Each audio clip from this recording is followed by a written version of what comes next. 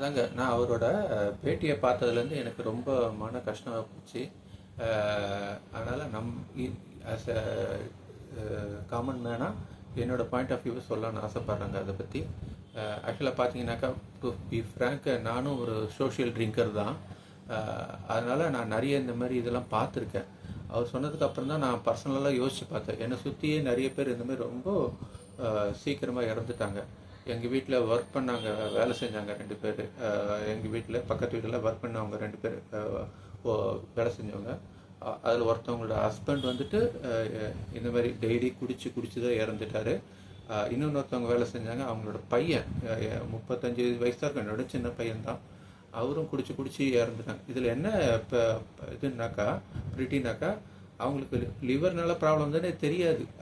அவங்க சின்ன பையன் 2 நாளில் வயிற்று வலின்னா ஹாஸ்பிட்டலில் கூட்டு போகிறது லிவர் டோட்டலாக டெட் ஆகிடுச்சு, டேமேஜ் ஆகிடுச்சு, இறந்துட்டாருன்னு சொல்லிட்டாங்க. அதனால் பார்த்தாக்கா ரொம்ப கஷ்டமாக இருக்குது. இது இல்லாமல் நான் வந்துட்டு ஒரு டைம்லலாம் நான் வந்துட்டு ஷிஃப்ட் பேஸஸில் ஒர்க் பண்ணியிருந்தேங்க. அப்போ ஷிஃப்ட் பேஸஸில் ஒர்க் பண்ணும்போது பார்த்தீங்கன்னாக்கா, நைட் ஷிஃப்ட்டுனாக்கா மார்னிங் ஷிஃப்ட் எனக்கு தூக்கம் வராது, நான் பீர் மாரி அடிக்கலான்னு கடைக்கு போவாங்க. அப்போ பார்த்தாலும் ஒரு செட் ஆஃப் பீப்புள்ஸ் உட்காந்துருப்பாங்க. ஒருத்தர் ஆட்டோ ஓட்டுறவர், ஒருத்தர் காய்கறி வண்டி இது பண்ணுறவர், ஒருத்தர் வேலை இல்லாமல் இருக்கிறது. அந்த மாதிரி ஒருத்தர் ஒரு மாதிரி எப்போ போனாலும் மார்னிங்கும் காலையில் உட்காந்துருப்பாங்க. பார்ப்பேன், அவங்க பேசிக்கிட்டு இருப்பாங்க, கொண்டுட்டு இருப்பாங்க.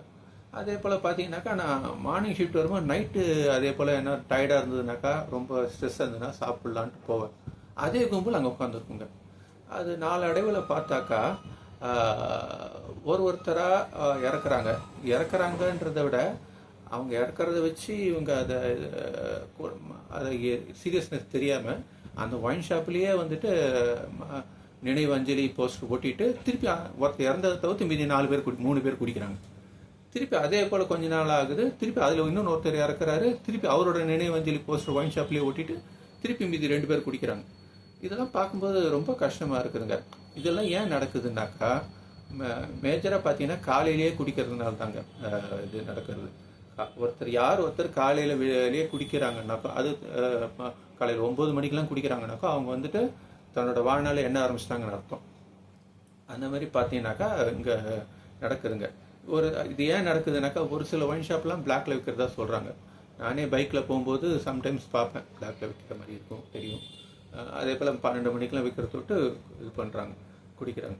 இதுக்கு காரணம் என்னன்னாக்கா, அவங்கள டெய்லி வேஜஸில் ஒர்க் பண்ணுறவங்க. சப்போஸ் டெய்லி வேஜஸில் ஒர்க் பண்ணுறவங்களுக்கு 2 நாள் வேலை இருக்கும், 3 நாள் இருக்கும், 1 நாள் வீட்டில் இருப்பாங்க. அந்த மாதிரி ஒர்க் பண்ணுறவங்களுக்குலாம் பார்த்தீங்கன்னாக்கா இந்த பழக்கம் காலையிலேயே வந்துடுது. அவங்க இதுலேயே மார்னிங் ஒரு குவார்ட்டர், மத்தியானம் ஒரு குவார்ட்டர், நைட் ஒரு குவார்ட்டர், இப்படியே அடிச்சிட்டு இருக்காங்க. அவங்க இப்படி போச்சுனாக்கா அவங்க லைஃபே போயிடுதுங்க. இதுக்கு ஏதாவது ஒரு தீர்வு கொண்டு வரணுங்க. ஆக்சுவலாக நான் அவங்கவுங்க தாய்மார்கிட்ட தான் வேண்டிக்கிறேன். இதோட சீரியஸ்னஸ் உங்களுக்கு தான் தெரியணும். உங்கள் பையனோ இல்லை உங்கள் புருஷனோ இந்த மாதிரி மாட்டிக்கிட்டு இருக்காங்க. ஆஸ் எ கவர்மெண்ட்கிட்டையும் ஒரு சில வேண்டுதல் வைக்கிறேன், தாழ்மையான வேண்டுதல். இந்த மார்னிங்ன்றத கொஞ்சம் 12 மணின்றதை கொஞ்சம் மாற்றினீங்கன்னாக்கா, டைமிங் கம்மி பண்ணிங்கன்னாக்கா, அந்த கொஞ்சம் அதே போல் எங்கேயும் பிளாக்ல கிடைக்காம பார்த்துக்கிட்டாக்கா, அவங்கெல்லாம் பார்த்தீங்கன்னாக்கா ஓரளவு காலையிலேருந்து மதியம் மட்டும் தண்ணி அடிக்காமல் இருந்துட்டாங்கன்னாக்கா, சாப்பிட்டுட்டாங்கன்னாக்கா கொஞ்சம் அப்படி அப்படியே சரியாகிறதுக்கு சான்ஸ் இல்லை. அதை தவிர்த்துட்டு கவர்மெண்ட் ஹாஸ்பிட்டல்லாம் டீஹாபிடேஷன் சென்டரை இன்னும் நல்லா விரிவுபடுத்தி அவங்களுக்கு நல்லா கவுன்சிலிங் கொடுத்து அவங்க பண்ணணுங்க. அதுவும் அந்த டாக்டர் சொல்கிறது தமிழ்நாட்டில் தான் அதிகமாக இருக்குன்றாருங்க. அது கேட்கும்போதே கஷ்டமாக இருக்குதுங்க.